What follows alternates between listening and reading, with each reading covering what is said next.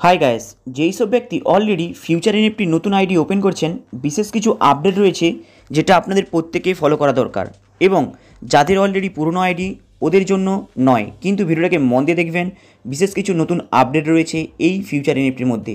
যখনই আপনারা কমেন্ট বক্সের উপরে লিঙ্কটা নিলেন, লিঙ্কটা নেওয়ার পরে আইডিটা ওপেন করছেন, এখানে রেফারেল লিঙ্ক প্লাস এখানে নেম, ইউজার নেম, আপনারা যখন পাসওয়ার্ড সমস্ত কিছু ফিল আপ করে রেজিস্টার নামে ক্লিক করছেন, ক্লিক করার পরে দেখছেন এখানে কিন্তু কোনো ট্রানজ্যাকশান পাসওয়ার্ড দিতে হচ্ছে না, মানে কোনো নতুন করে ট্রানজ্যাকশান পাসওয়ার্ড ক্রিয়েট করতে হচ্ছে না।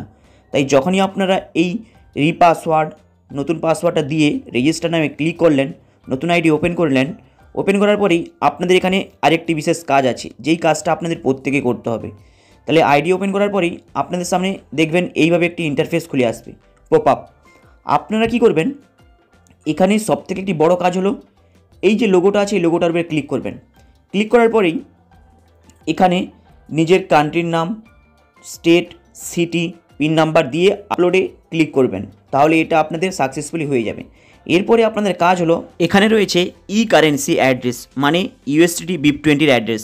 আপনাদের ট্রাস্ট ওয়ালেটের ইউএসডিটি BIP20 অ্যাড্রেস দিতে হবে। কিভাবে দেবেন, তাহলে এটা আপনারা মিনিমাইজ করলেন, ট্রাস্ট ওয়ালেটটাকে প্লে স্টোর থেকে ডাউনলোড করলেন।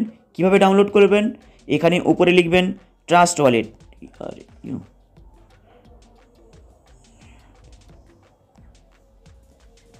এখানে ট্রাস্ট ওয়ালেটটা ডাউনলোড করলেন।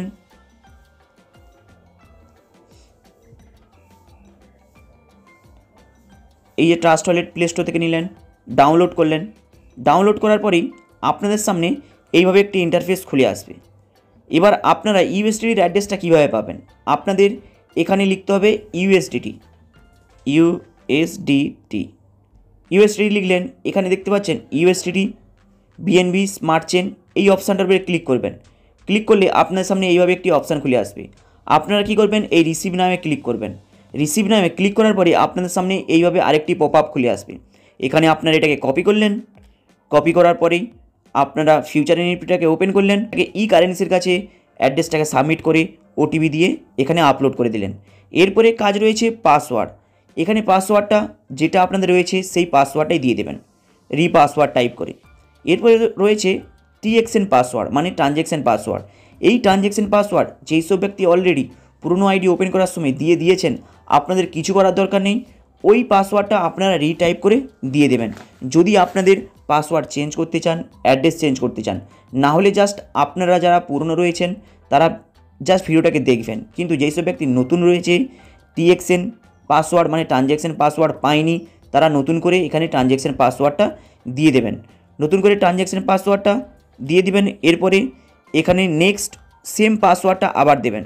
দেওয়ার পরেই আপনাদের কিছু করার দরকার নেই, নেক্সট পাসওয়ার্ডটা দিয়ে দিলেন। দিয়ে দেওয়ার পরেই এখানে দেখতে পাচ্ছেন ফরগেট পাসওয়ার্ড। ফরগেট পাসওয়ার্ডের জায়গাতে আপনাদের যে পাসওয়ার্ডটা রয়েছে সেম একই পাসওয়ার্ড দেবেন, কোনো চেঞ্জ করবেন না।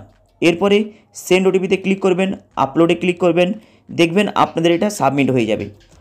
আপনাদের তাহলে TXN পাসওয়ার্ড মানে ট্রানজ্যাকশান পাসওয়ার্ডটা পেয়ে গেলেন। এরপরে আপনাদের একটি কাজ হলো যে এই পাসওয়ার্ডটা কোন জায়গায় কাজে লাগে।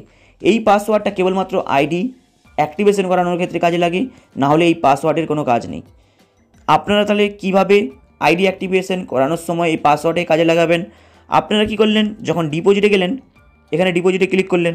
এখানে অনলাইন ফান্ডে ক্লিক করলে আপনারা ডিপোজিটের অ্যাড্রেসটা এইভাবে পেয়ে যাবেন।